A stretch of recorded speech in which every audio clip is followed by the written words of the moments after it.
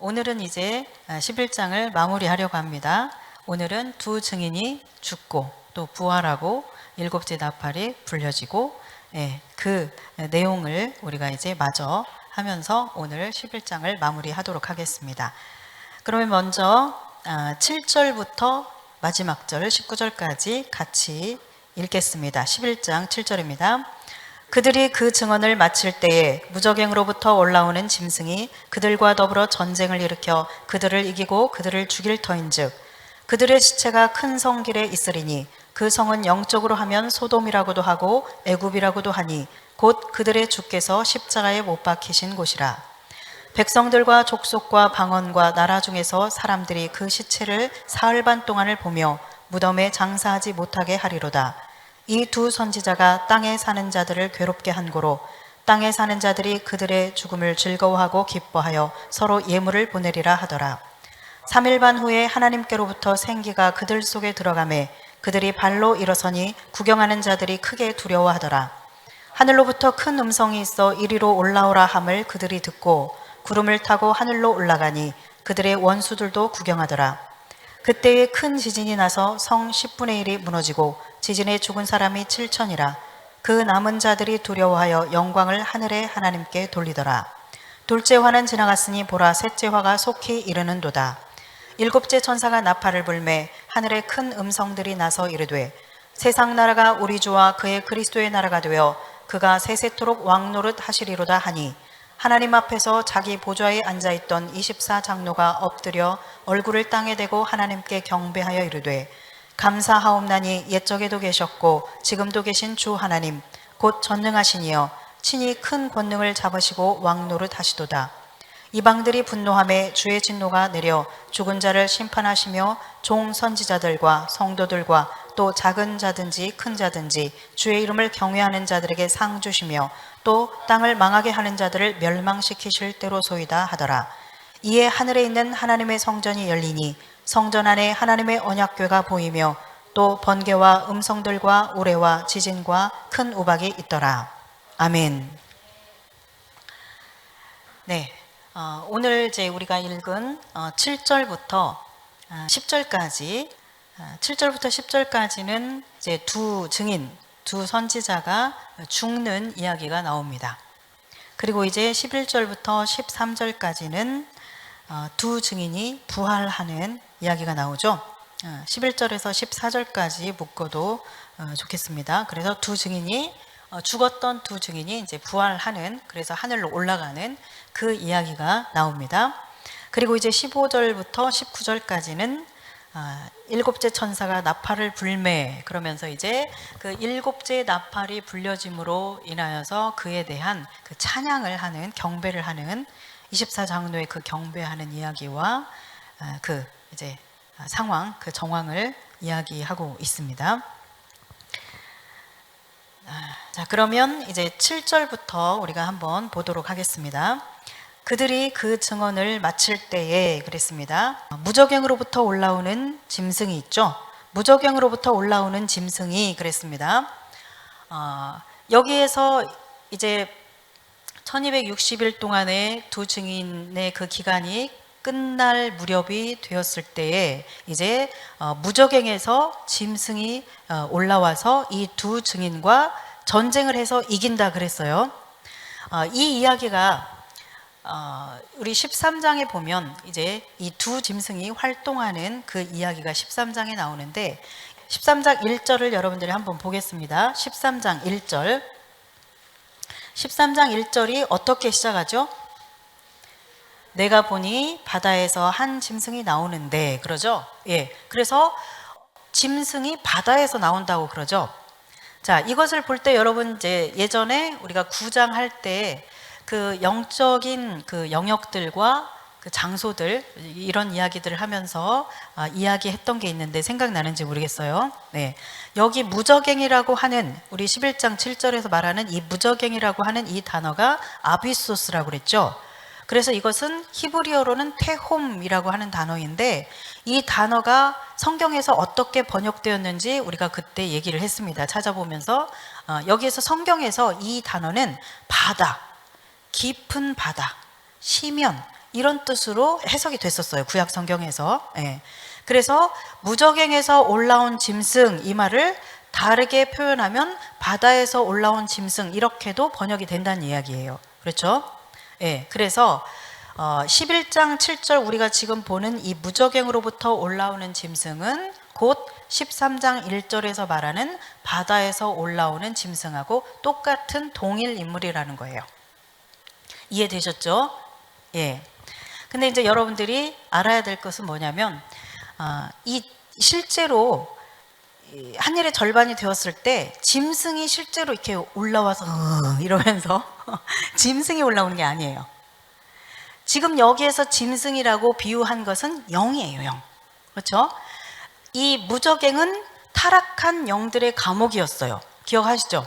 그래서 이 타락한 영들의 감옥인 이 무적행이 열리면서 9장에서 무적행의 열쇠를 가진 천사가 있어서, 즉 사단이었죠. 그래서 이제 무적행을 여니까 여기에서 이제 쫙 이렇게 황충들이 올라오고 뭐 연기가 올라오고 이런 장면이 있었죠. 네, 그런 상황인 거예요. 그렇게 무적행이 열리면서 영이 이제 올라와서 이 영이 적그리스도의 역할을 하는 그 사람에게로 들어가서 역할을 하는 것이죠. 적그리스도의 역할을 하도록 하는 거예요. 아시겠죠? 네. 그러니까 여기에서 지금 등장하는 이 짐승이라고 하는 것은 뭐 실제로 막 이런 짐승 이런 모습으로 나타나거나 그런 게 아니라 영을 짐승으로 비유한 것이다. 그 영이 하는 일들이나 그 성격이나 이런 것을 고려해서 그것으로 인해서 짐승이라고 그렇게 표현을 한 것이에요. 자, 그래서 이제 여기 보니까 7절에서 이 무적행에서 올라오는 이 짐승이 두 증인과 전쟁을 일으켜서 이기고 두 증인을 죽인다고 하고 있죠. 7절에서 그렇게 얘기하고 있죠. 이 이야기가 자 11장 7절에 보면 우리가 지금 보고 있는 여기에서 그들이 그 증언을 마칠 때 무적행으로부터 올라오는 짐승이 두 증인과 전쟁을 일으켜서 이겼습니다. 자 13장에서 이와 이제 동일한 이야기가 나오는데 이때는 13장에서는 성도들이 이제 이 짐승이 성도들과 싸워서 이겨요. 자, 우리가 지금 보고 있는 11장에서는 두 증인과 싸워서 이기고 13장에서는 이 짐승이 등장하죠. 5절에서 7절 보면 이 짐승이 성도들과 싸워 이기게 되고 그렇게 얘기하고 있죠. 네. 자, 그래서 지금 11장은 두 증인을 중심으로 해서 이 두 증인의 활동에 초점을 맞춰서 이야기하고 있기 때문에 두 증인이 이렇게 이 짐승과 싸워서 이제 죽임을 당하는 그 이야기만 기록이 돼 있고 13장은 이제 이 두 증인이 죽임을 당한 이후에 42달 동안 이 시기에 이 그 짐승이 성도들 가운데에서 이제 성도들을 이기면서 권세를 가지고 그들에게 이제 활동을 하는 그 이야기, 두 짐승에 초점을 맞춰서 이야기를 하고 있기 때문에 여기에서는 이제 성도들을 이야기하고 있는 겁니다. 자, 그래서 11장은 1260일 한 일의 중에서 앞에 부분 1260일 두 증인이 활동하는 때의 이야기가 11장 내용이고, 그리고 12장은 그 중간 한 일의 절반 때의 이야기라고 여러분들이 그렇게 생각하시면 돼요. 거기에 이렇게 포커싱 되어 있는 그런 이제 서술들이에요. 그리고 이제 13장은 그 뒤에 나머지 절반의 그 42달 동안의 이야기를 하고 있는 것이 13장이에요. 그래서 우리가 8장 9장에서 여섯 나팔이 불려지면서 그 나팔 기간, 즉 한일의 기간의 이야기를 사건 중심으로 이렇게 이야기했는데 다시 그 기간에 해당되는 부분을 10장, 11장, 12장, 13장에 걸쳐서 이제 이렇게 하나씩 이렇게 자세하게 설명을 하고 있는 겁니다. 관점을 달리 해가면서 이제 그것을 여러분들이 머릿속에 가지고 보시면 훨씬 더 이제 잘 정리가 되겠죠. 네. 그래서 이제 이 두 증인과 여기서 전쟁을 일으켜서 이긴다라고 이야기했는데 이 13장에서 싸워서 이긴다라고 하는 말하고 똑같은 단어로 구성된 똑같은 표현이에요. 본래 원어상. 예. 근데 이제 번역을 전쟁을 일으켜서 이겼다, 뭐 싸워서 이겼다 이렇게 다르게 표현을 했는데 본래는 원어가 같은 단어로 이루어진 같은 표현이에요. 그래서 말하자면 두 증인과 이 대결, 영적 대결이 일어나게 되는 거죠. 그래서 두 증인을 이제 죽이는 일이 일어나고 13장에서는 이 성도들과 이제 또 그 이후로 성도들과 영적 대결을 하면서 이제 성도들을 막 이기는 이제 그런 이야기라는 것이죠. 자, 그래서 두 증인은 죽습니다. 뒤에 이제 성도 이야기 나올 때는 성도들과 싸워 이기고 죽인다는 얘기가 안 나오죠. 네, 두 증인 이야기에서는 우리 7절 여기에서는 이제 죽게 돼요. 두 증인이. 그래서 두 증인이라는 것은 순교자라고 그랬어요. 네, 이 사람들은 죽습니다. 그리고 우리가 1장 처음에 얘기할 때부터 증인, 증언, 증거 이런 말들이 1장에 한꺼번에 이 이야기들이 나왔어요. 그러면서 마르티스라고 하는 이 증인이라고 하는 말이 마르티스라는 단어인데 마르티리아, 마르티레오 이렇게 증거, 증언하다 이런 이야기, 이런 단어들과 어근이 같아요. 그래서 이 마르티스라고 하는 이 단어 자체에 순교한다라고 하는 그 의미가 녹아 들어 있는 단어가 바로 이 마르티스라고 그랬습니다. 그래서 증인 그러면 이 1세기 당시에 증언한다, 내가 증인으로 산다, 내가 예수 그리스도를 증거한다라고 하는 이 말은 내가 죽음을 각오하고 순교할 각오를 하고 증언을 한다라는 고백을, 믿음의 고백을 한다는 이야기입니다. 그래서 이 증인 마르티스로 기록되어 있는 이 증인은 이제 죽죠. 여기에서 우리가 이제 이 한 일회와 관련된 지금 이제 두 증인이 죽고 그 다음에 성도들도 이제 뭐 그 싸웠지만 그 짐승에게 지게 되고 뭐 이런 이야기들, 지금 이 11장과 관련된 그 이야기를 다니엘서를 한번 우리가 보도록 하겠습니다. 오늘 우리가 하는 이 부분은 사실 이제 아주 중요한 부분 중에 한 부분이에요. 오늘 하는 부분이. 그래서 여러분들이 이것을 잘 이해할 수 있기를 바랍니다. 잘 집중해서. 다니엘 11장 31절 한번 같이 읽겠습니다. 군대는 그의 편에 서서 성소 곧 견고한 곳을 더럽히며 매일 드리는 제사를 폐하며 멸망하게 하는 가증한 것을 세울 것이며, 이렇게 얘기하고 있죠. 자, 이 지금 다니엘 11장 우리가 읽는 부분은 어떤 부분이냐면 여러분들이 이제 다니엘 11장에 보면 그 남방 왕과 북방 왕 이야기가 나와요. 그래서 여러분들 이렇게 성경의 제목 같은 거 이렇게 써 있는 거 보시면 남방 왕과 북방 왕 뭐 이런 거 써 있을 거예요. 네. 이게 무슨 얘기냐면 그 셀류커스 왕조와 지금 이스라엘을 이스라엘 땅을 포함한 이 수리아 지역, 이쪽 지역이 셀류커스 왕조이고, 그리고 이집트, 애굽 쪽에 해당되는 부분이 프톨레마이오스 왕조예요. 그래서 이 두 왕조가 계속 싸우는 거예요. 셀류커스 왕조와 프톨레미 왕조가. 그래서 남방 왕 그러면 프톨레미 왕조, 북방 왕 그러면 셀류커스 왕조를 말하는 거예요.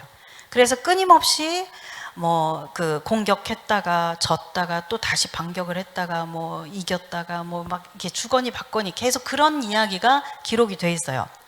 그래, 이 이야기는 사실 지금 다니엘이 이 예언을 받았을 때에는 이 이야기는 그 미래의 이야기예요. 미래의 이야기. 그런데 실제로 다니엘이 이 예언을 받은 것처럼 이제 우리는 세계사에서 이걸 배우고 아니까 이거 진짜 이거 역사 속에서 이런 일이 일어났었는데 이렇게 우리는 안단 말이죠. 네. 그래서 실제로 다니엘이 예언받은 이 말씀이 11장 이 말씀이 실제로 세계사에서 그대로 이제 이루어졌습니다. 다니엘 말씀은 우리가 이제 다음 시간에는 다니엘 전체를 한번 이렇게 이제 빠르게 이 요한계시록과 관련이 있는 부분들을 이제 중점적으로 해서 빠르게 이렇게 좀 스캔하듯이 이렇게 하면서 다니엘서를 한번 다음 시간에 볼 거예요. 뭐 그 다니엘서 할 때 좀 더 자세한 이야기는 하고, 그래서 이제 남방왕 북방왕 이야기가 나오는데 그 중에서 이 지금 이 군대 를 말하는 것, 그리고 그라고 등장하는 이 인물은 어떤 인물이냐면 그 셀류쿠스 왕조의 한 그 왕으로서, 여러분들 성경에 보면 비천한 북방왕인가 뭐 이런 식으로 제목이 붙어 있을 거예요. 여러분들 성경에 보면 다니엘 11장 거기 보면 그 비천한 북방왕이 누구냐면 셀류쿠스 왕조에 속해 있는 안티오쿠스 4세 에피파네스라고 하는 그 사람을 말하는 거예요.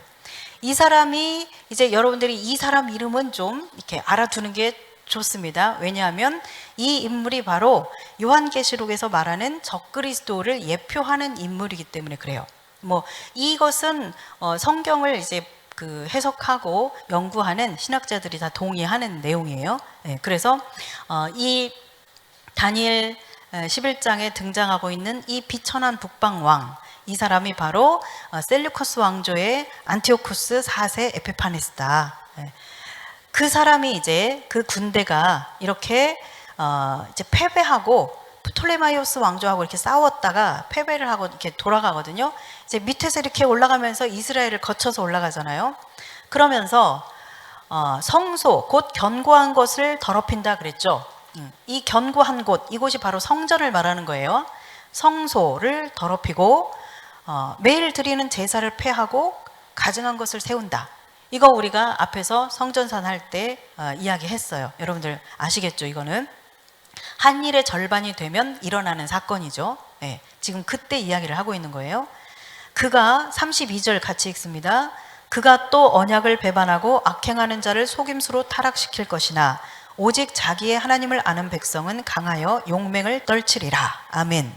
네, 자, 그가 언약을 배반하고 악행하는 자를 속임수로 타락시킨다 그랬습니다. 자, 마지막 때에 어떤 사람들이 타락하는가? 아무나 타락하는 게 아니에요. 아무나 타락시키지 않아요. 이 악인들이, 이 적그리스도가, 이 영이, 악한 영이 아무나 타락시키는 것이 아니라 여기 보면 언약을 배반하고 악행하는 자를 타락시킨다고 그렇게 나와 있습니다. 이 언약을 배반한다는 얘기는 무슨 얘기냐면 우리는 다 언약을 맺은 자들이에요. 여러분들이나 나나 하나님과 언약 관계에 있는 사람들입니다. 그래서 하나님과 언약을 맺은 언약 백성이에요. 그래서 이 언약을 배반했다라는 것은 하나님과 언약 관계에 있는 그 관계를 우리가 깨뜨린 걸 말하는 거예요. 하나님의 말씀을 지키지 않고 저버리는 것을 말하는 겁니다. 그래서 언약을 배반하고 악행한다. 네, 죄를 범하는 것을 말하거든요. 이 원어가. 그래서 하나님과의 관계 가운데서 내가 하나님의 백성이다라고 하는 그 언약 관계에 충실히 살아가지 않고 말씀대로 살지 않고 배반하는 그런 삶을 살아가는 사람을 이제 이 적그리스도가 타락시킨다라는 것이에요. 네, 그러니까 우리가 정신을 바짝 차리고 있어야 돼요. 그리고 오직 자기 하나님을 아는 백성은 강하여 용맹을 떨치리라 그랬습니다. 네. 그래서 여기 보면 이 마지막 때에, 이 한일의 절반 때, 이 한일해가 되면, 이 마지막 때가 되면 두 부류의 사람이 있구나라는 것을 알 수 있습니다. 딱 두 부류입니다. 어떤 부류냐면 언약을 배반하고 자기 맘대로 사는 사람들. 그래서 이 사람들은 타락시키는 데 있어서 타겟이 되는 사람들이에요. 그리고 두 번째 부류는 자기 하나님을 아는 사람들, 즉 경험적으로 아는 걸 말하는 거죠. 야다라고 하는 이 단어, 하나님을 안다. 내가 경험적으로 알아요. 그래서 계속해서 내가 삶에서 이런 일들, 저런 일들, 이런 경험들, 이런 배움들, 이런 삶들을 살아가면서 차곡차곡 하나님에 대해서 하나씩 하나씩 알아가면서 신뢰가 쌓이고 사랑이 쌓이고 존경이 쌓이고 그렇게 하나님에 대한 경외감이 쌓이고 하면서 그렇게 성장해 가는 사람들이에요. 그 사람들이 하나님을 아는 백성이죠. 그래서 이 하나님을 아는 백성들은 어떻게 한대요? 이때에 강하여서 용맹을 떨친다고 그랬어요. 자, 그러니까 우리가 이 마지막 때에 끝까지 어떠한 어려움에도 고난에도 그리고 유혹에도 불구하고 내가 끝까지 믿음을 지키는 강한 자로서 살려면 지금부터 잘해야 되는 거예요. 지금부터. 아시겠죠? 지금부터 잘 다지면서 내가 삶 속에서 계속 하나님의 말씀대로 다시 도전해보고, 실패했어도 다시 도전해보고 순종하며, 그러면서 믿음으로 사는 법을 계속 선택하고, 그러면서 하나님을 경험적으로 하나씩 하나씩 알아가면서 하나님에 대한 신뢰감이 쌓이고, 그러면서 내 안에서 사랑이 계속 자라가고 충성심이 자라가고, 내가 죽어도 나는 다시 살아, 나는 죽어도 영원히 살아 라고 하는 이 믿음 안에서 끝까지 믿음을 선택할 수 있는 사람으로 쫙 자라갈 수 있는 거예요. 어느 날 갑자기 지금 마음대로 살다가 마지막 때 그 순간이 됐을 때 막 믿음이 확 막 생겨나가지고 이렇게 되는 게 아니라는 이야기입니다. 그래서 지금 여기에서는 한 일의 절반대의 이야기를 하고 있는데 두 부류의 사람들이 있다라는 것입니다. 자, 33절 읽습니다. 백성 중에 지혜로운 자들이 많은 사람을 가르칠 것이나 그들이 칼날과 불꽃과 사로잡힘과 약탈을 당하여 여러 날 동안 몰락하리라 그랬습니다. 네. 자, 여기 보니까 백성 중에 지혜로운 자들이 있다 그랬어요. 이 지혜로운 자들이 말하자면 우리가 지금 요한계시록을 보고 있는데 여기에서 말하는 두 증인에 해당하는 사람이라고 볼 수 있죠. 그래서 이 지혜로운 자들이 많은 사람을 가르친다. 그리고 그들이 칼날과 불꽃과 사로잡힘과 약탈을 당해서 여러 날 동안 몰락한다 그랬죠. 그러니까 1260일 동안 이들이 계속해서 백성들을 가르치고 예언적인 선포를 하고 그렇게 하고 이제 절반이 되었을 때에 무저갱에서 짐승이 올라왔을 때에 이제 이들이 몰락하는 시간을 갖게 되는 거예요. 아시겠죠? 그래서 여기에서 말하는 지혜로운 자들이 바로 두 증인에 해당되는 사람들이고 지금 이 시기는 여러 날 동안 몰락하리라 라고 말하는 이 시기는 한일의 절반 때 무저갱에서 짐승이 올라오는 그때이다 라는 이야기입니다. 그 다음에 34절 읽습니다. 그들이 몰락할 때에 도움을 조금 얻을 것이나 많은 사람들이 속임수로 그들과 결합할 것이며 35절 또 그들 중 지혜로운 자 몇 사람이 몰락하여 무리 중에서 연단을 받아 정결하게 되며 희게 되어 마지막 때까지 이르게 하리니 이는 아직 정한 기한이 남았음이라. 아멘. 네. 자, 그래서 이 두 증인이 이렇게 이제 죽임을 당하고 이렇게 될 때 그들이 몰락할 때에 도움을 조금 얻을 것이나 많은 사람이 속임수로 그들과 결합한다 그랬어요. 자, 여기에서 도움을 얻는다. 이 도움을 얻는다라는 것이 이제 원어를 이렇게 살펴보면 군사적인 도움, 하늘의 군대, 천사의 도움을 얻는다라고 볼 수 있죠. 그러니까 주님이 도우시는 어떤 그 도우심이 있어서 어떤 그 초자연적인 그런 역사하심이 있기도 하지만 그러나 이미 이들이 몰락하는 것은 정해져 있는 거예요. 두 증인이 죽임을 당하는 것은 정해져 있는 것이죠. 하나님의 계획 안에서 우리가 6장에서 다섯째 인을 뗐을 때 그들이 너희 그 동무 종들과 형제들이 죽어서 그 수가 차기까지 너희가 기다려라 그 말씀 있죠. 예, 그 정해진 수 차야 되는 그 수가 있다라는 것이죠. 그래서 어떤 그 주님이 도우시는 어떤 그런 도움이 조금 있기는 있지만 그러나 이들이 몰락할 것이다라고 지금 이야기하는 거예요. 그렇게 그런 일들이 일어날 때 많은 사람들이 그들과 결합한다고 말하고 있습니다. 예. 많은 사람들이 그들, 즉 이 적그리스도의 역할을 하는 그들과 이제 결합할 것이다. 그리고 그들 중에 지혜로운 자 몇 사람이 몰락하여서 즉 이제 42달 동안에서도 성도들 가운데서도 몇 사람들이 그렇게 죽는 자들이 있다라는 것이죠. 우리가 이제 13장에 이렇게 보면은 사로잡혀 갈 자는 사로잡힘을 당하고 칼로 죽임을 당할 자는 칼로 죽임을 당하고 뭐 이런 표현들이 있거든요. 그래서 이제 각자 그 믿음대로 하나님께서 이제 그 부르심대로 우리를 이끌어 가실 텐데 그 중에 이제 몇 사람이 또 몰락하는 일들이 있다 이거예요. 그래서 무리 중에서 연단을 받아서 정결하게 되고 희게 된다 그랬습니다.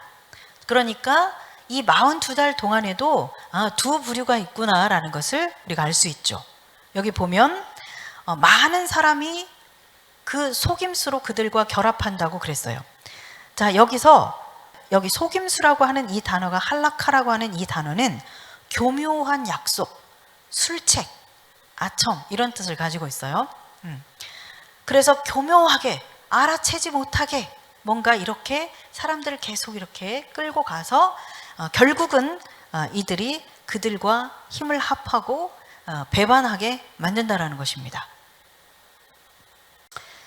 저는 지금 이 다니엘 말씀을 읽는데 왜 이렇게 요즘 이루어지고 있는 이 일들하고 왜 이렇게 이게 잘 맞아떨어지는지 이렇게 오버랩이 돼요. 예. 네. 그래서 여하튼 속임수로 결국은 이 악의 세력들과 연합하는 자들이 있다라는 거예요. 그리고 반대로 몇 사람은 몇 사람들이 이렇게 몰락하면서 죽임을 당하고 아주 그 고통 가운데 있게 되는데, 그것을 보면서 어떤 사람들은 그것을 통해서 연단을 받고 정결하게 되어서 끝까지 마지막 때까지 이르게 된다, 그렇게 얘기하고 있습니다. 그래서 이때가 되면, 이 한일회가 이제 돼서 중간이 딱 되면 이때부터는 이제 정말 환란의 시기가 된다는 것이죠. 주의 종, 하나님의 종 선지자들이 막 죽임을 당하고, 그리고 우리 형제 자매들 가운데서도 잡혀가는 자들이 있고 막 죽임을 당하는 자들이 있고 뭐 이런 일들이 막 일어난다는 얘기예요. 그럴 때 그 상황에서 조금 전에 얘기한 것처럼 뭔가 잘못된 생각으로, 잘못된 믿음으로 적용을 해서 그렇게 시험에 들면 안 된다는 얘기예요. 핍토 확 넘어져 버리면 안 된다는 얘기예요. 오히려 그 상황 속에서 연단을 받아서 정결하게 되며 희게 되어 마지막 때까지 이르는 자가 돼야 된다는 이야기입니다. 아시겠죠? 네. 그래서 지금 우리가 이제 살아가고 있는, 우리가 지금 겪고 있는 이 현실과 적용을 해서 여러분들이 잘 이 교훈을 받으시기를 바랍니다. 한 일에는 그냥 갑자기 아무 일 없었다가 그때부터 땡 하고 시작되면서부터 막 어떤 일들이 일어나서 한일회가 막 진행되는 게 결코 아니에요. 이미 한일회가 시작되기 위한 전조와 같은 그런 일들이 시작되고 있는 거예요. 네. 그래서 우리는 정말 지금 뭐 코로나19로 인해서 우리가 지난 한 해 동안 지금까지 이제 그 경험을 하고 있는데, 정말 아무것도 아닌 이 일 가지고 교회의 수많은 사람들이 떠나버렸어요. 하나님을 그냥 이렇게, 하나님을 완전히 떠나버린 사람들이 아주 많습니다. 교회를 떠나면서 하나님도 떠나버린 사람들이 굉장히 많아요. 그리고 지금 혼자 나홀로 예배팀들 나홀로 예배팀들 가운데에서 많은 사람들이 헤매고 있어요. 무엇이 옳은지 무엇이 그른지, 하나님의 말씀이 무엇이라고 말씀하는지 이것에 대한 분명한 기준도 없는 상태에서 이거 듣고 저거 듣고 그거 듣고 막 들으니까 아주 그냥 정신을 못 차리는 거죠. 그러면서 굉장히 혼미한 상태에 있습니다, 지금. 그런데 지금 이런 코로나19의 이 상황이 지금 진행되면서 정부에서 사회적 거리를 이제 두도록 하고, 그러면서 특별히 교회에 대해서 아주 부당한, 정말 객관적이지 않고 과학적이지 않은 아주 부당한 그런 잣대를 대서 교회를 계속해서 지금 핍박하는 거죠. 그런데 이것을 핍박이라고 받아들이지 않고 당연히 정부에서 이렇게 하는 일들에 대해서 잘 따라야지, 그렇게 하면 안 된다, 왜 하지 말라는데 예배를 드리냐, 그렇게 하면 안 된다 막 이러면서 이런 오히려 그리스도인들 안에서 예배 드리는 자들을 비난하고 정죄하고 하는 이런 일들이 일어나죠.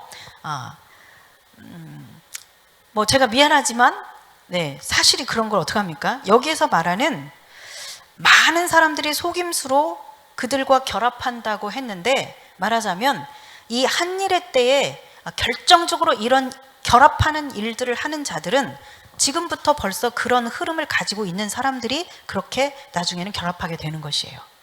그냥 지금은 이렇게 잘 가다가 믿음 잘 지키다가 갑자기 그때 확 틀어져서 타락하고 악의 세력들과 결합하고 그런 게 아니에요. 지금부터, 그러니까 우리가 지금 일어나고 있는 일들, 정치적인 견해, 우리는 다만 나의 생각이다, 이건 견해이다 라고 그렇게 가볍게 생각하면 안 됩니다. 이것은 우리의 믿음의 선택이에요. 내가 무슨 믿음을 가지고 있느냐의 문제입니다. 내가 정말 하나님을 가장 중요하게 생각하는가? 내가 영적인 삶을 가장 중요하게 생각하는가? 아닌가? 이것에 따라서 우리의 선택이 달라지는 거예요. 그리고 이런 것에서부터 선택하는 것에 있어서 혼미해지면, 그리고 뭔가 불분명하면, 태도가 불분명하면, 우리의 선택의 그 기준이 불분명하면 이 사람들은 계속해서 이제 개구리 얘기했죠. 지난 시간에 솥 안에 있는 개구리처럼 이제 계속해서 어떤 이런 전 세계가 어떤 이 흐름을 지금 타고 있죠. 그래서 계속해서 많은 법안들을 이렇게 발의하면서 법제화시켜서 이것들을 법적으로 아주 꼼짝 못하게 합법화시켜서 뭔가 신앙생활을 하는 이 부분에 있어서 계속해서 이제 태클을 거게 될 텐데, 이런 것에 우리가 그냥 계속 순응하는 태도로 이렇게 계속 가다가 보면 결국은 우리는 그 악의 세력들의 결합하는 그 속임수에 결국은 결합하는 자들로 우리가 남게 될 겁니다. 그래서 지금부터 우리가 타협하지 않는 신앙을 계속 훈련하고 연습해야 됩니다. 이미 그냥 전조가 시작됐다라고 여러분들이 생각하세요. 그러면서 내가 신앙을 지켜야 된다라는 것을, 지금 이 선택들을 여러분들이 아주 중요하게 생각하셔야 됩니다. 네, 그래서 31절 이 부분을 보면 이게 지금 한일의 절반 때에 적그리스도가 등장해서 성전을 더럽히는 그 일들을 하는 그 시기 이야기고, 32절에서는 이제 타락하는 자들이 있고 용맹을 떨치는 자들이 있다, 그 이야기를 이때에 그 이야기를 하고, 33절에서는 1260일 동안의 이야기를 합니다. 두 증인이 죽는 이야기를 하죠. 그리고 34절 35절은 이제 42달 동안의 이야기예요. 성도들이 이제 연단을 받아서 마지막 때까지 이제 승리하는, 이르게 되는 그 이야기를 하고 있습니다. 그래서 이 다니엘 11장 31절에서 35절까지는 바로 이 마지막 때 한일의 동안의 이야기를 하고 있는 것입니다. 자, 이 부분을 표준 세번역으로 한번 같이 읽어보도록 하겠습니다. 그의 군대가 성전의 요새 지역을 더럽힐 것이며 날마다 드리는 제사를 없애고 흉측한 파괴자의 우상을 그곳에 세울 것이다. 그는 속임수를 써서 언약을 거역하여 악한 짓을 하는 자들의 지지를 받을 것이지만 하나님을 아는 백성은 용기 있게 버티어 나갈 것이다.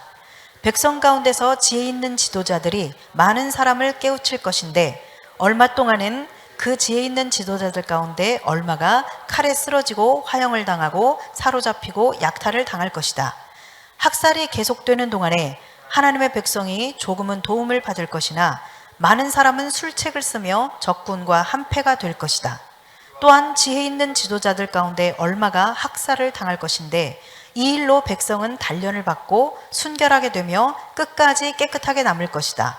하나님이 정하신 그 끝날이 올 때까지 이런 일이 계속될 것이다. 아멘. 네, 그렇습니다. 그래서 이제 우리에게 고난이 올 때 우리는 그 고난을 통해서 하나님의 백성들은 연단이라는 것이 그 불 속에 들어가서 막 재련되는 그 과정을 연단이라고 하죠. 연단이라는 단어가 그렇습니다. 그래서 더 정결해지고 더 거룩해지고 더 믿음으로 서게 되는 일들이 있게 될 겁니다. 자, 그래서 1260일과 42달 동안 이 그리스도인들에게는 도대체 무슨 일이 일어날 것인가, 그것에 대해서 지금 11장과 13장에서 각각 이제 다루고 있는 것입니다.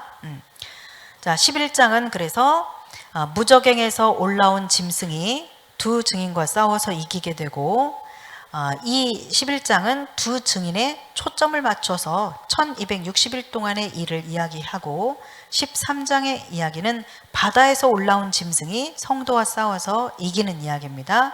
여기에서 무저갱에서 올라온 짐승과 바다에서 올라오는 짐승은 같은 동일 인물이라고 그랬어요. 그리고 이 성도들은 이제 13장은 두 짐승에 초점을 맞춰서 42달 동안의 이야기를 하고 있다라는 것입니다. 자, 그 다음에 이제 8절 봅니다. 8절.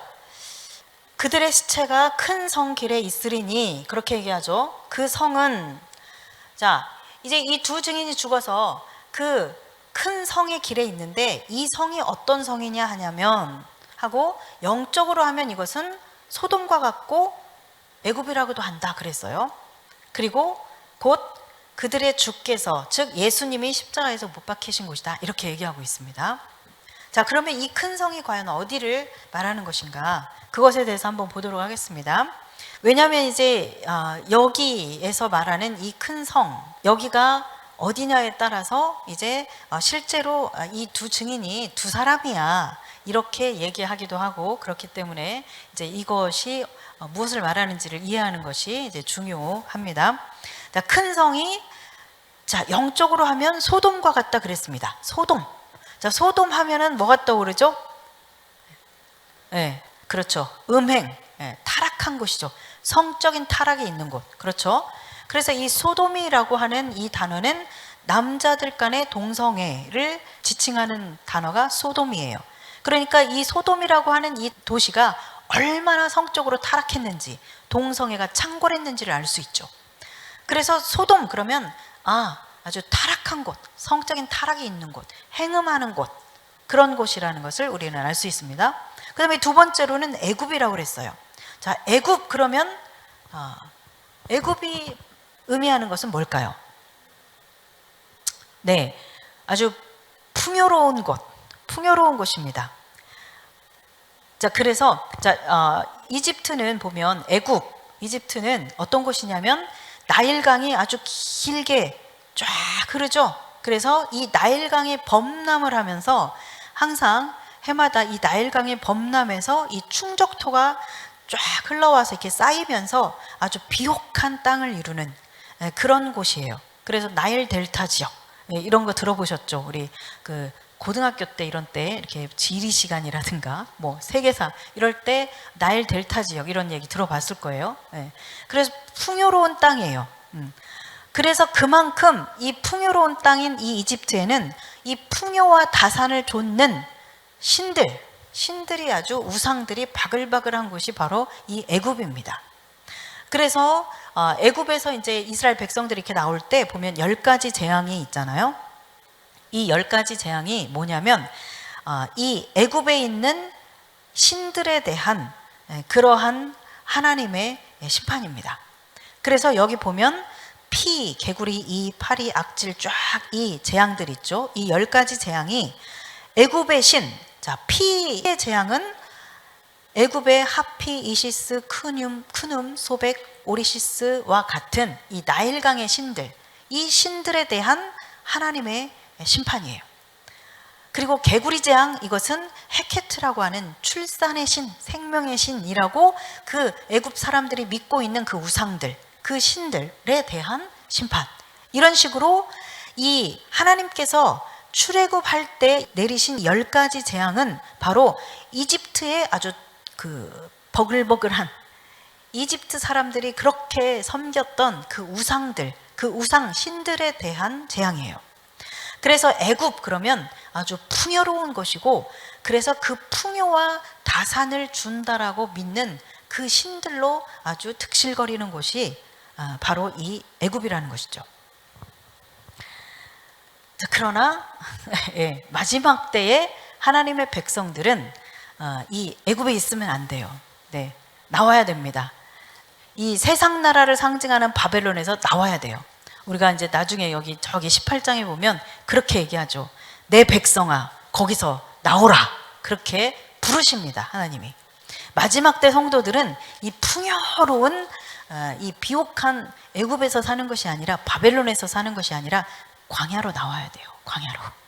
이스라엘 백성들이 이집트의 그 풍요로운 곳에서 그 풍요로운 것을 먹으면서 종살이를 하고 거기 살 것이냐, 남아 있을 것이냐, 아니면 하나님을 따라서 광야로 나올 것이냐.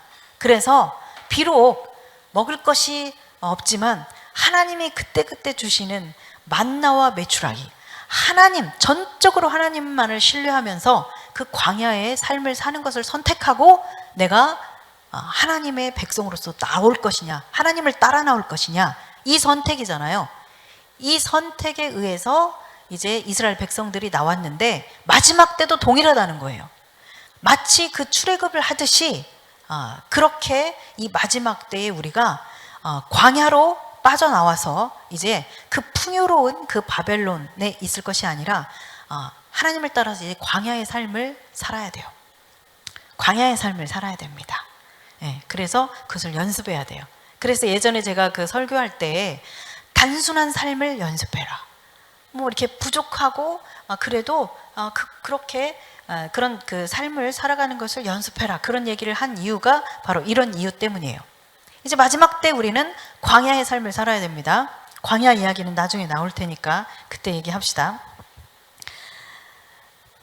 자, 그래서 우리가 이제 18장 보면, 요한계시록 18장 보면 2절에서 3절까지 여기에 보면 이 큰 성 바벨론, 자, 큰 성이라고 지금 우리가 보고 있는 8장에서 우리가 이 큰 성이 과연 어디인가를 지금 보고 있는데, 이 큰 성이라고 말하고 있는 곳이 어디인지를 요한계시록에서 직접 아주 많이 설명해 주고 있어요. 자, 한번 봅시다. 18장 2절 3절에 보면 우리가 방금 봤던 그 큰 성 바벨론, 그리고 이 애굽과도 같은 그 풍요로움과 그러나 아주 우상이 득실거리는 곳, 그리고 이 소돔과 같은 행음하는 곳, 이런 성격들이 여기 18장 2절 3절에 다 들어있어요.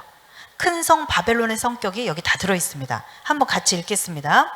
힘찬 음성으로 외쳐 이르되 무너졌도다 무너졌도다 큰 성 바벨론이여, 귀신의 처소와 각종 더러운 영이 모이는 곳과 각종 더럽고 가증한 새들이 모이는 곳이 되었도다. 그 음행의 진노의 포도주로 말미암아 만국이 무너졌으며 또 땅의 왕들이 그와 더불어 음행하였으며 땅의 상인들도 그 사치의 세력으로 치부하였도다 하더라. 아멘. 네, 여기 보면 큰 성 바벨론이여 그렇게 얘기하고 있죠. 이 큰 성 바벨론이라고 하는 이 말이 아주 다른 곳에서 많이 나와요. 그래서 요한계시록에서 직접 큰 성이라고 하는 것은 바벨론이다라고 해석해주고 있습니다. 그리고 그 바벨론 큰 성의 성격은 어떤 곳이냐, 우리가 본 것처럼 귀신의 처소, 더러운 영이 모이는 곳, 즉 우상이 득실거리는 곳, 그리고 음행이 있는 곳, 그리고 사치의 세력으로 치부하는 곳, 풍요한 곳, 이런 성격들이 다 들어있는 그 큰 성 바벨론을 이야기하고 있죠. 그래서 우리가 이제 14장 보면, 요한계시록 한번 14장 보면 14장 8절 거기에서도 무너졌도다 무너졌도다 큰 성 바벨론이여 그렇게 얘기하고 있습니다. 그렇죠? 그리고 16장 19절에서도 보면은 한번 확인해 보세요. 16장 19절에서도 큰 성이 세 갈래로 갈라지고 만국의 성들도 무너지니 큰 성 바벨론이 하나님 앞에 기억하신 바 되어 그렇게 얘기하고 있죠. 큰 성 바벨론이라고 말하고 있죠. 예. 그래서 우리가 이 큰 성이 어디냐 굳이 고민할 필요가 없이 직접 해석해주고 있는 대로 바벨론이라고 우리가 받아들이면 됩니다. 이 성경에서는 바로 두 성이 등장을 하죠. 이 요한계시록에서는 큰 성 바벨론, 음녀 그렇게 비유하죠. 그리고 거룩한 성 예루살렘, 순결한 신부, 이렇게 두 성이 등장합니다. 하나는 바벨론 성, 세상 나라를 말하는 바벨론, 큰 성 바벨론, 하나는 거룩한 성 예루살렘, 하나는 큰 음녀, 하나는 거룩한 신부, 이렇게 둘이 등장을 하죠. 네. 그래서 이제 17장, 18장에 가면 이 큰 성 바벨론이 멸망하는 것에 대해서 아주 자세하게 얘기합니다. 자, 그리고 이제 이 두 증인이 죽는 곳에 대해서 설명을 하기를 그들의 주께서 십자가에 못 박히신 곳이다 그렇게 얘기하고 있죠. 그러니까 예수님이 순교하신 곳, 못 박혀서 피 흘려 죽으신 곳, 그곳이라는 이야기죠. 골고다에서 예수님이 죽으셨죠. 그래서 두 증인이 바로 이것은 예수님이 가신 길, 그 십자가의 길, 순교의 길, 피 흘리신 그 길을 따라서 그들 또한 피 흘린 곳, 순교한 곳, 그곳을 말하는 것입니다. 우리가 이제 살펴봤죠. 큰 성이 어떤 성인지 바벨론이고, 그리고 그곳이 실제로 소돔과 같고 애굽과 같은 곳이고, 그리고 그러므로 여기에서 그들의 주께서 십자가에 못 박히신 곳이라고 하는 것은 이 두 증인이 예수님처럼 그렇게 순교를 당하는, 피 흘리는, 죽임을 당하는 그 전 세계에 있는 곳곳, 그곳이 바로 이곳이 된다라는 이야기죠. 이해되십니까? 네. 그래서 요한계시록 18장 24절을 보면 선지자들과 성도들과 및 땅 위에서 죽임을 당한 모든 자의 피가 그 성 중에서 발견되었느니라 그랬습니다. 그 성이 어디예요? 우리 봤죠? 바벨론입니다. 그 성 바벨론이에요.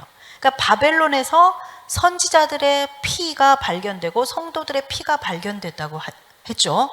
네. 이곳이 바로 그들의 주께서 죽으신 곳입니다. 요한계시록 17장 6절에서도 이 여자가 성도들의 피와 예수의 증인들의 피에 취한지라 그랬어요. 이 여자가 바로 큰 성 바벨론이에요. 바벨론을 이제 17장에 가면 큰 음녀로 비유하면서 이 바벨론에 대해서 쭉 설명을 하고 있거든요. 여기에서 이 여자라는 것은 큰 성 바벨론을 말하는 거예요. 그러니까 이 큰 성 바벨론에서 이 바벨론이 성도들의 피와 예수의 증인들의 피, 이 두 증인들, 이 증인들의 피로 취해 있더라, 그렇게 표현하고 있죠. 네. 그래서 바로 그들의 주께서 못 박히신 곳, 이곳이 바로 곳곳에서 이 하나님의 증인들, 하나님의 종들, 그리고 성도들이 그 피 흘려 죽은 그곳이 바로 십자가에서 못 박히신 곳이다라고 우리가 그렇게 볼 수 있는 것입니다. 이해되십니까? 네. 자, 이제 이 11장을 보면 11장 1, 2절에서도 우리가 이렇게 성전, 제단, 그리고 뭐 성전 바깥마당, 이렇게, 그리고 거룩한 성, 이런 이제 단어들을 통해서 이스라엘이라고 하는 곳을 배경으로 하고 있는 이제 그런 것을 우리가 봤잖아요. 1, 2절에서.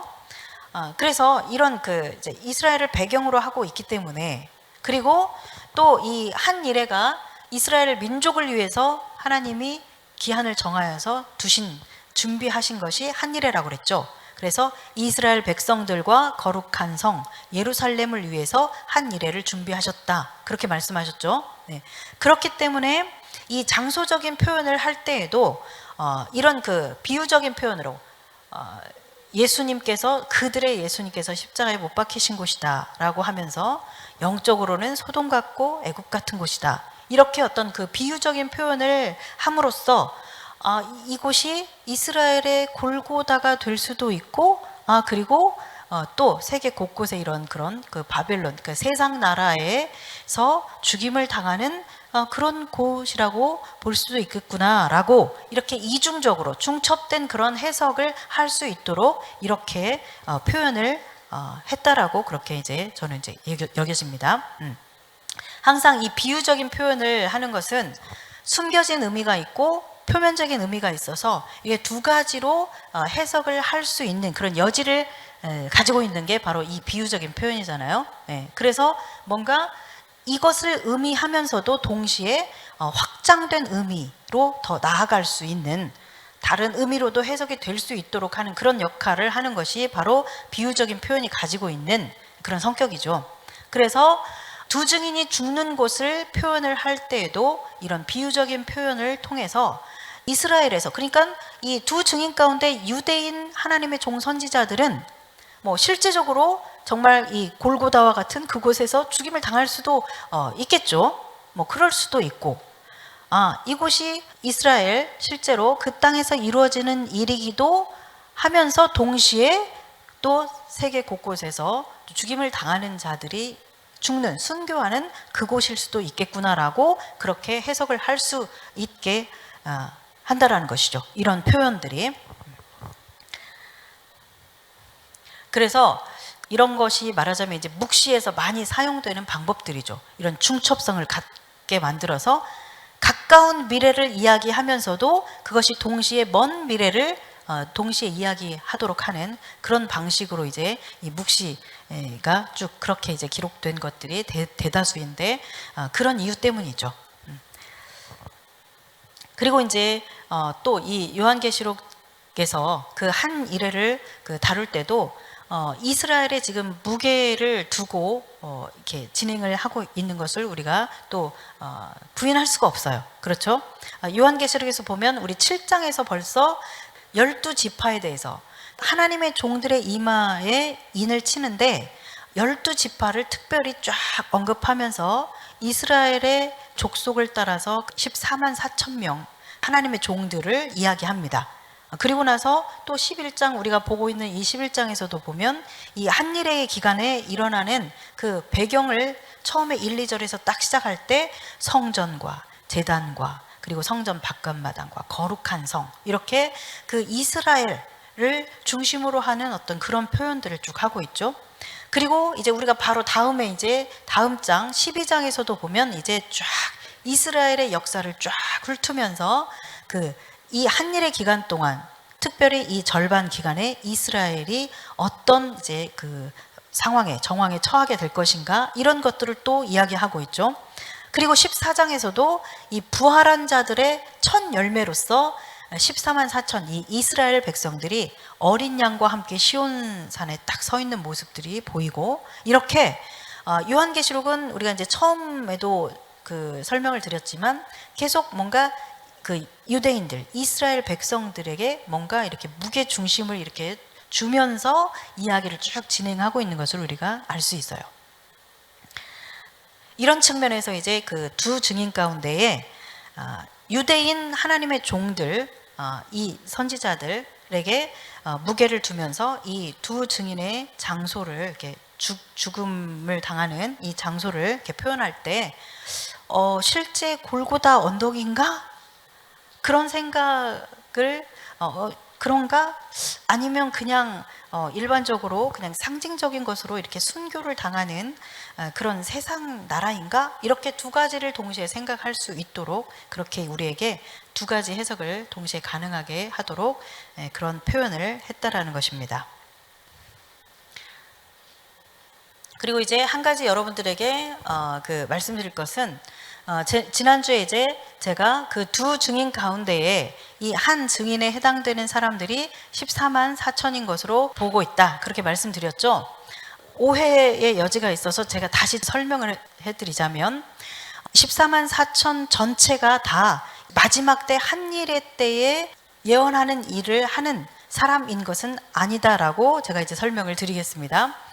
무슨 말이냐면 이 14만 4천 하나님의 종들의 이마에 다 인을 쳐야만 한일회가 시작된다라고 할 때 이 14만 4천은 이 한일회 때 활동할 이 딱 14만 4천 명 이 사람들에게 막 이렇게 인을 쳐서 다 쳐지면 이제 한일회가 시작된다라는 개념이 아니라 하나님이 정하신 순교자들 그 수 있죠. 채워져야 될 수가 있습니다. 그 꽉 찬 하나님의 백성의 수 그것이 바로 14만 4천인데 말하자면 계속 차가고 있는 거예요. 지금도 차가고 있죠.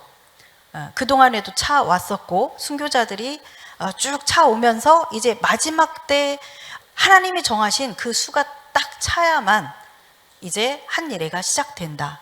마지막을 이제 그 정리를 하겠다라고 하는 그 하나님의 어떤 그 계획 안에 있는 것이죠. 이해됐습니까? 다시 설명해 드릴까요? 예. 자, 14만 4천이라고 하는 이 사람들이 한일회 동안에 활동하는 그 14만 4천 전체가 한일회 동안에 활동하는 사람이 아니라는 것이에요.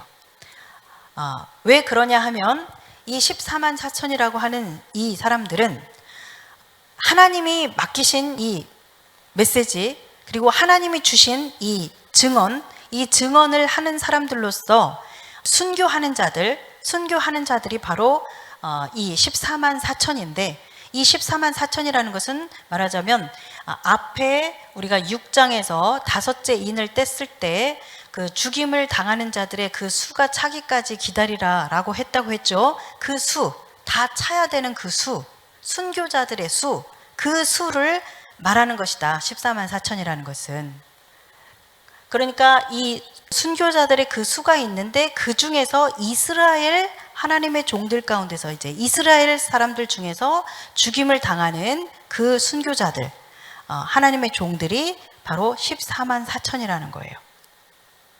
아시겠죠? 그래서 제가 그때 이제 이렇게 포함 관계로 이렇게 보여드렸었는데 그것을 한번 생각하시면 됩니다. 전체 순교자들, 하나님의 종 선지자들, 증언하는 자들이에요. 즉 증언은 마르티스라고 하는 순교라고 하는 그 의미를 포함하고 있는 단어라고 그랬습니다. 그래서 이 순교하는 자들의 수가 있어요.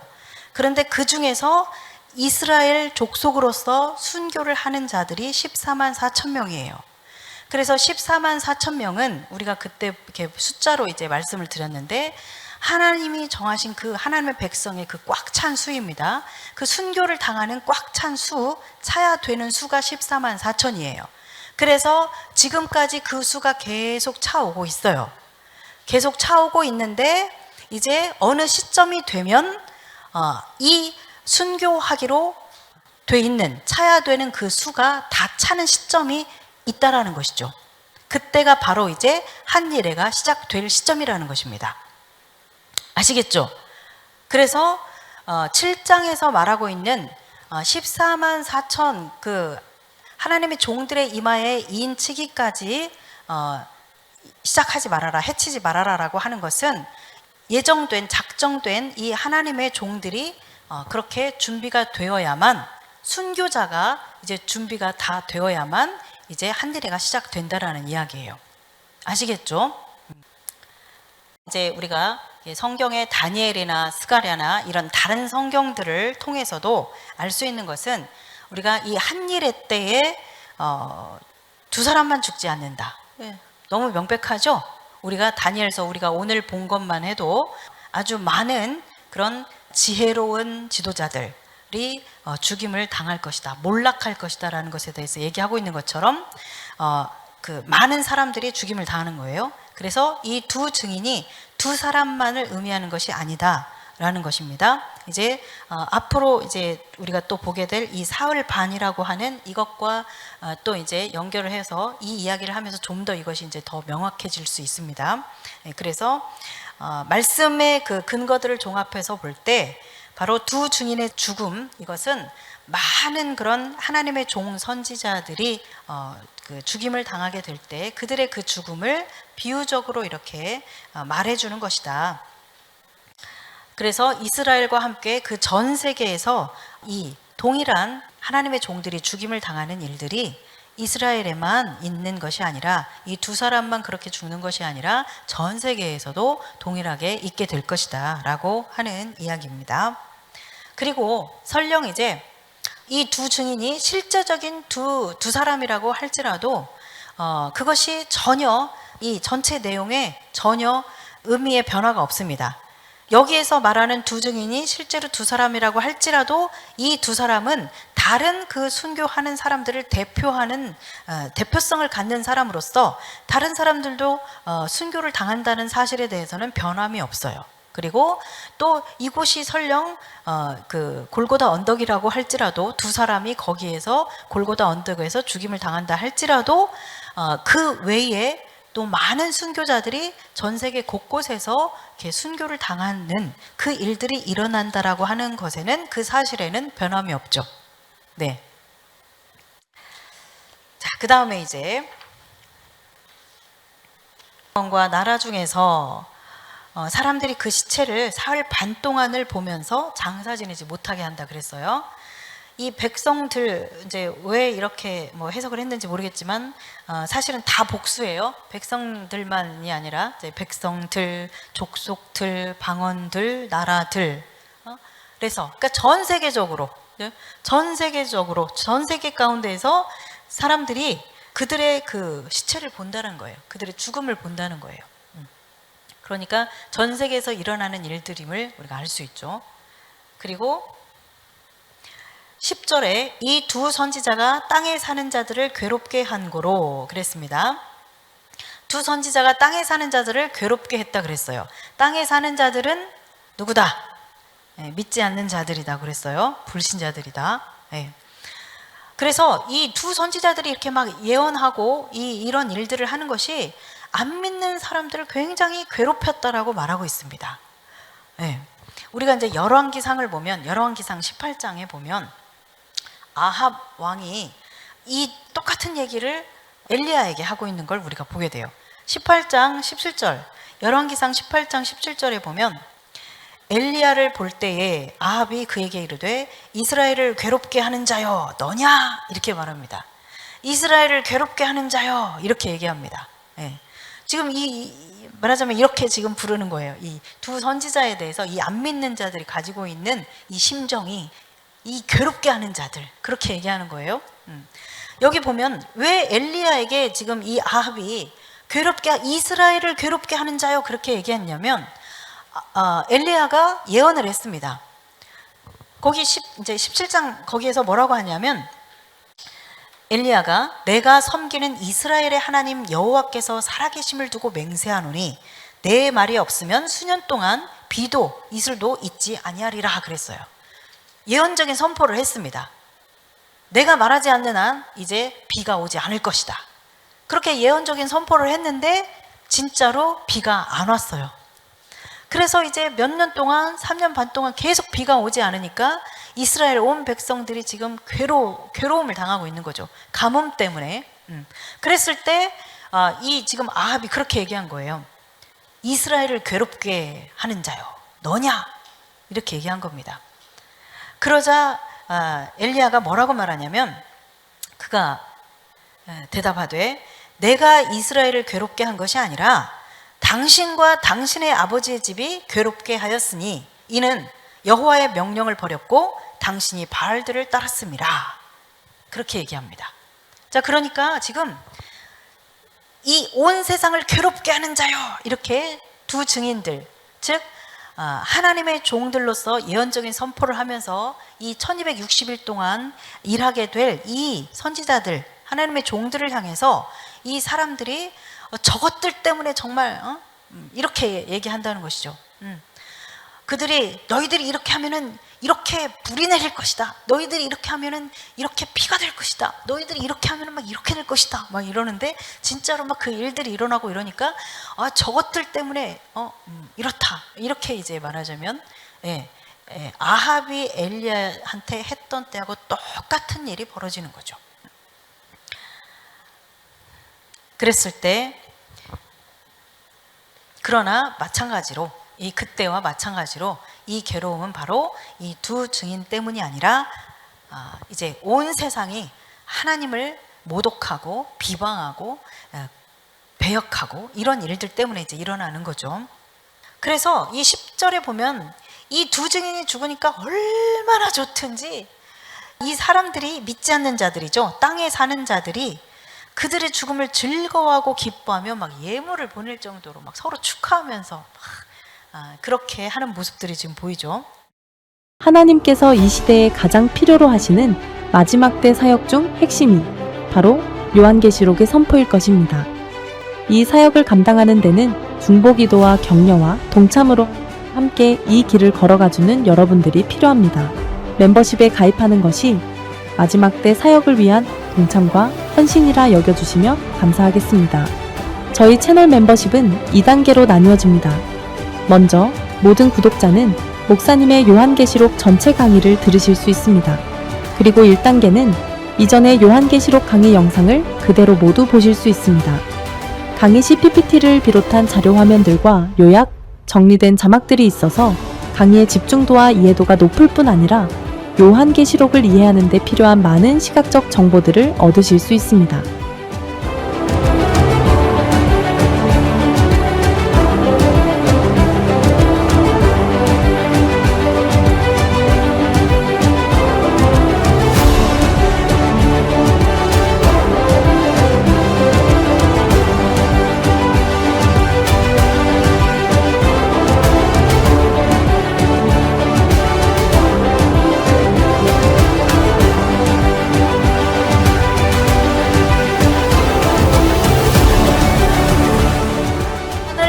주실 것입니다.